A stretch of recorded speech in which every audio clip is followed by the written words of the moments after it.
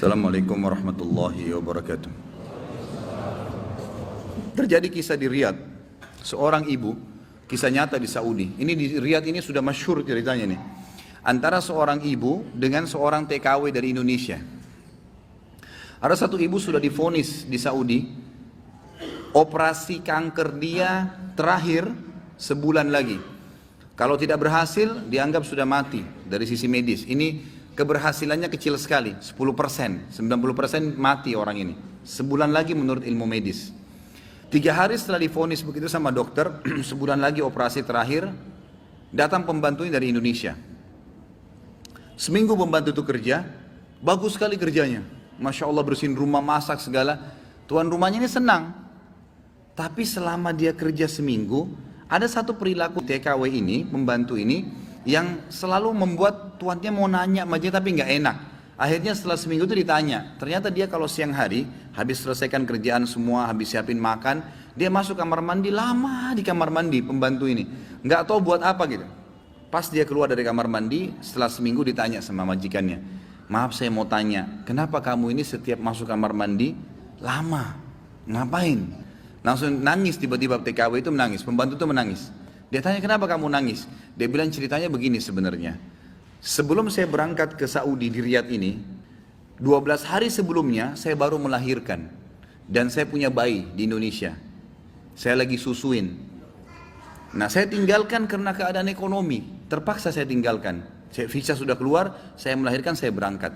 Nah saya masuk kamar mandi ini, saya keluarin air susu saya. Karena kalau tidak payudara saya sakit.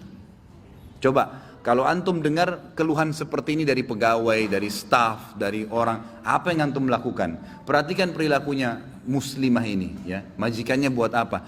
Ini ternyata menjadi penyebab penyakitnya hilang. Apa yang dia buat? Dia bilang baiklah. Sambil dia nangis, dia dengar ceritanya, dia bilang baiklah.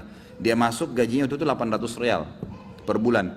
Tuannya ini kebetulan punya duit di rumahnya, diambil dikali 24 bulan, 2 tahun. Dikasih pembantunya, ini uang kamu ambil. Besok saya belikan kamu tiket pulang ke Indonesia. Anggap kau sudah kerja 2 tahun. Pembantunya bilang, nggak apa-apa. Dia bilang nggak apa-apa. Anak kau lebih penting daripada saya. Urus anakmu, nggak apa-apa. Terus ada pembantunya, baiklah kalau begitu terima kasih. Kata tuannya, kalau seandainya 2 tahun kemudian habis nyusuin kamu terfikir kembali, ini nomor HP saya, dikasih, pulanglah. Pembantu kita sudah selesai nih, TKW sudah pulang Indonesia. Kita sekarang berhubungan dengan kisah ibu ini. Apa kata dia? Semenjak pembantu itu berangkat, mulai hari itu setiap hari saya menangis.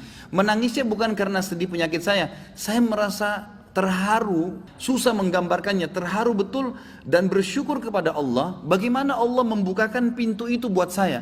Saya selalu bersyukur terus sama Allah karena saya terfikir untuk kasih gaji 2 tahun. Mungkin kalau terjadi pada kita, kita bilang, baiklah kamu pulang aja minimal. Pernah gak antum terfikir kasih gajinya lengkap semua? Dia bilang saya terharu kenapa saya bisa lakukan itu. Dan saya selalu bersyukur sama Allah. Saya bisa lakukan sementara memang ini ada vonis mati dekat lagi secara medis. Dia bilang tiap hari saya menangis. Dan setiap kali saya menangis saya merasa ada satu kepuasan dan keadaan saya lebih baik. Ringkas cerita, tiba masa operasi, ditelepon rumah sakit, disiapin semuanya alat operasi. Tiba di rumah sakit, dicek sebelum operasi. Dokternya duduk setelah cek di kursi lalu bertanya, kamu berobat kemana sebulan ini? Kata ibunya, saya nggak berobat kemana-mana. Kamu tahu nggak, kanker kamu nggak ada, sedikit pun nggak ada, akarnya nggak ada, sembuh total, nggak ada, nggak mungkin terjadi secara medis. Ibu itu tersenyum lalu mengatakan, kalau betul apa yang dokter ucapkan, itu karena sedekah saya. Diceritain sama dia ceritanya, begini.